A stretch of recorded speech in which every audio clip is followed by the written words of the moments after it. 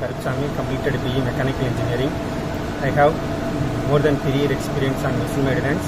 For improving my technical skill, I joined Technology Global Limited in Bangalore, where I learned about PLC, SCADA, HMI and VFD and how to control the machine or any process or any operation or proof of machines by PLC program. All are well teached by Syed sir, Priyanka madam, the Atab sir. Thank you for them effort how to understand the basic to up to advanced level. And then after completed my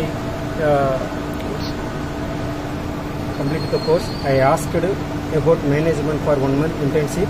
Thanks to Paya sir and Syed sir for arranging me milk federation plant for 1 month internship.